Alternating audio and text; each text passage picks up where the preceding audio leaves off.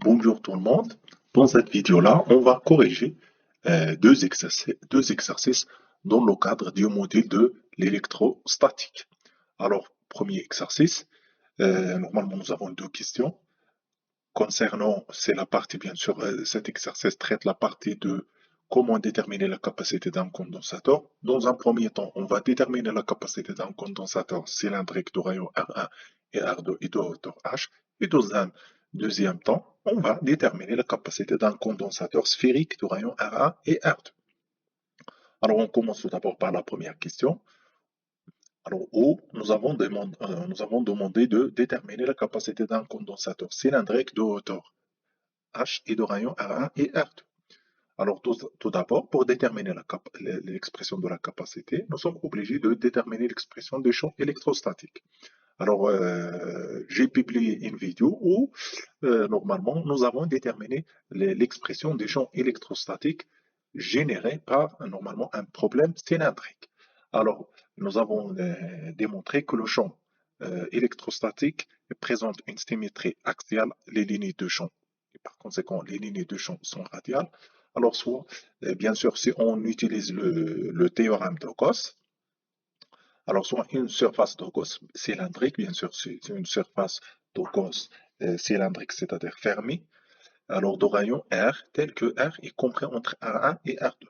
Alors, le théorème de Gauss, il nous a dit que le flux du champ électrostatique est égal normalement double l'intégrale de ETS est égal à Q intérieur c'est epsilon 0. Alors, nous avons dit, bien, nous avons démontré que le champ électrostatique est constant. Et par conséquent, donc, qu'est-ce qu'il nous reste? E, double intégrale de d de s. Et ici, puisqu'on travaille avec un condensateur cylindrique, c'est-à-dire lorsqu'on parle sur un condensateur, c'est-à-dire nous avons les charges situées juste au niveau de la surface, et par conséquent, donc la surface cylindrique, on va prendre la surface latérale, et bien sûr la surface latérale d'un cylindre est égale de P R H est égal à Q intérieur sur epsilon 0.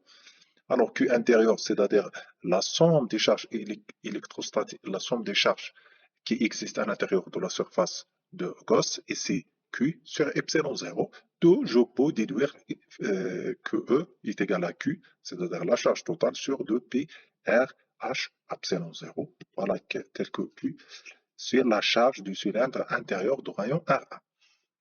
Alors d'autre part, bien sûr, toujours pour déterminer la capacité, nous sommes obligés de déterminer le champ électrostatique et dans un temps, nous avons la charge. Alors bien sûr, il faut déterminer l'expression de la charge. Ou dans ce cas-là, la charge, c'est une valeur bien connue. On suppose que Q, c'est connu. Alors, donc, tout d'abord, nous avons calculé le champ électrostatique. Maintenant, qu'est-ce qu'on va faire? On va calculer V1 moins V2, ce qu'on appelle la circulation du champ électrostatique. Bien sûr, la circulation du champ électrostatique, c'est c'est l'intégrale entre R1 et R2 au dr. Donc, on va remplacer E par cette quantité-là, Q sur 2P R H epsilon 0. Alors Q sur 2pH epsilon 0, c'est une quantité constante. Donc, qu'est-ce qu'il nous reste? L'intégrale entre R1 et R2 de dr sur dr. Et l'intégrale de dr sur R, il nous donne ln de R, bien sûr, entre R1 et R2. Alors, d'après la définition, alors, la capacité d'un système est égale à Q, la charge totale sur V1 moins V2. Donc, nous avons Q, voilà, on va garder Q parce qu'on suppose que Q, c'est une valeur donnée. Et bien sûr, on va remplacer V1 moins V2 par cette expression. Donc, finalement, on trouve que la capacité d'un condensateur, normalement cylindrique de hauteur H et de rayon R1 inférieur à R2, ce n'est rien d'autre que 2pH epsilon 0 sur ln de R2 sur R1. Maintenant, qu'est-ce qu'on va faire? On va déterminer la capacité d'un condensateur sphérique. Alors, toujours, par définition, C est égal à Q sur V1 moins V2. On suppose que la charge totale est connue. Donc, qu'est-ce qu'il nous reste? De calculer V1 moins V2. Or, V1 moins V2, normalement, c'est l'intégrale entre R1 et R2 de E dr. Et dans ce cas-là, nous sommes obligés de déterminer l'expression de E par analogie avec qu'est-ce qu'on a fait pour un condensateur cylindrique. Alors, toujours, on se base sur le théorème de Gauss. Donc, toujours, le flux est égal à l'intégrale ETS est égal à Q intérieur sur epsilon 0. Donc, E, c'est une valeur normalement constante. Donc, qu'est-ce qu'il nous reste? E, double intégrale de ds. Et double intégrale de ds pour un système sphérique, ce n'est rien d'autre que 4πr au carré. Et par conséquent, donc, 4πr au carré E est égal à Q sur epsilon 0. Finalement, on trouve que E est égal à Q sur 4π epsilon 0 R au carré. Alors maintenant, je peux, puisque nous avons déterminé l'expression du champ, on peut déduire la circulation du champ entre les deux armatures. Alors, entre R1 et R2, E dr, bien sûr, on va remplacer E par cette quantité-là. Et bien sûr, nous avons dr. Alors, Q sur 4π epsilon 0, c'est une quantité constante donnée. Donc, qu'est-ce qu'il nous reste? L'intégrale entre R1 et R2 de dr sur R au carré. Alors, l'intégrale de dr sur R au carré, ce n'est rien d'autre que moins 1 sur R.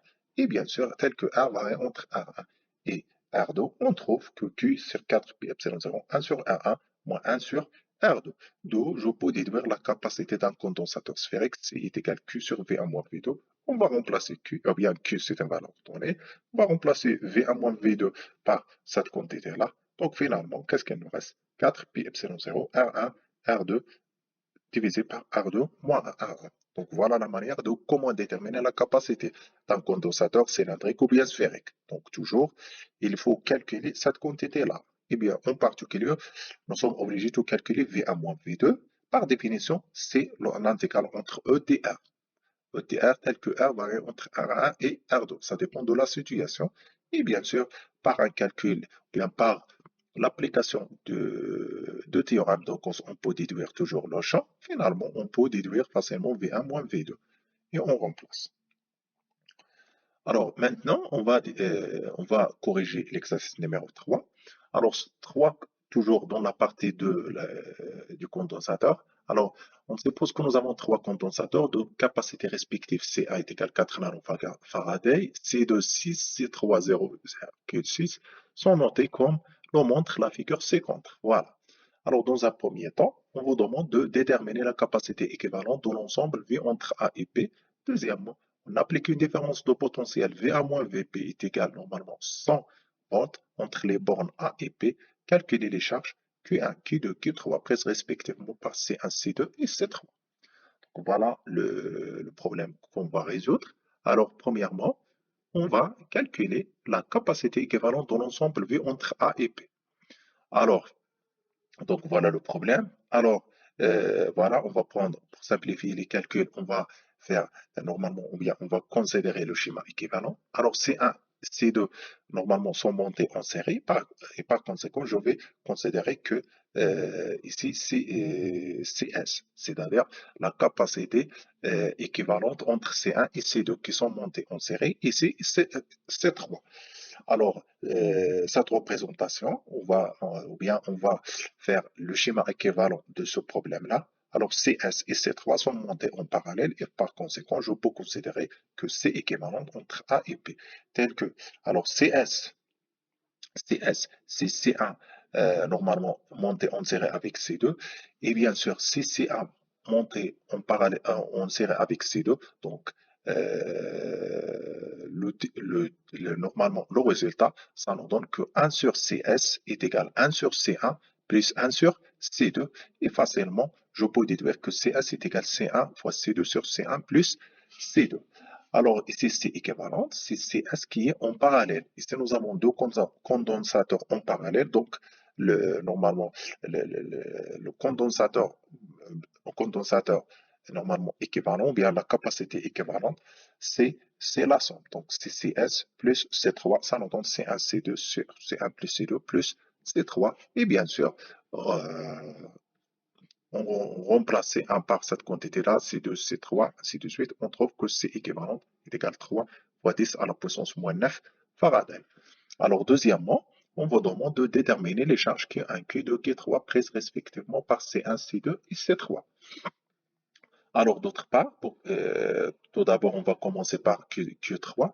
Donc, Q3, c'est quoi? C'est par définition, c'est C3 fois VA moins VP. Alors, application numérique, Q3, C3 est égal, normalement, C3 est égal, c'est 0,6 fois 10 à la puissance moins 9, c'est-à-dire 6 10 à la puissance moins 8. Et bien sûr, Donc, on trouve C3. Bien sûr, je répète, on va remplacer par 0,10 moins 9. VA moins VB, normalement, est égal à 100. Finalement, on trouve que Q3 est égal à 6 fois 10 moins 8 Faraday. Alors, d'autre part, Q total, c'est C équivalente multiplié par VA moins VB.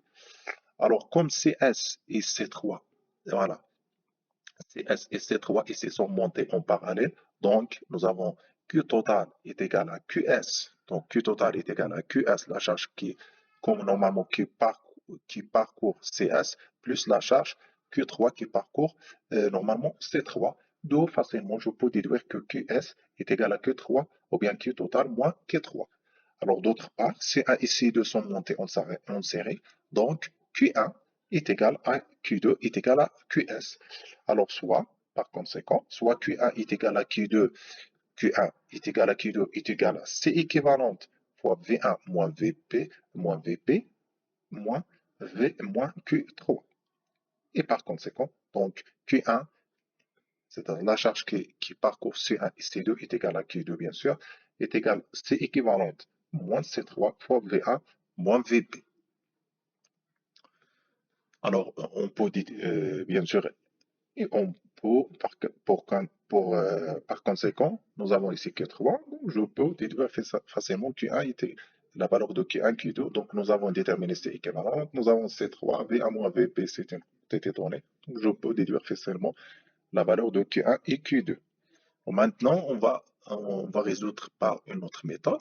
Alors, nous avons Q1 est égal à Q2, voilà, est égal à QS, je répète, parce que nous avons C1 et C2 sont montés en série. Donc, Q1 est égal à Q2 est égal à QS, c'est CS VA moins VB. Et bien sûr, soit Q1 est égal à Q2, donc CS, normalement, CS, c'est quoi? C'est la capacité équivalente entre C1 et C3, c'est-à-dire 1 sur CS est égal à 1 sur C1 plus 1 sur C2, ce qui nous donne cette quantité-là. Et bien sûr, on va VA moins VP, et par un calcul, on trouve, bien par une application numérique, on trouve que Q1 est égal à Q2 est égal à 2,4 fois 10 à la puissance moins 7 coulombs.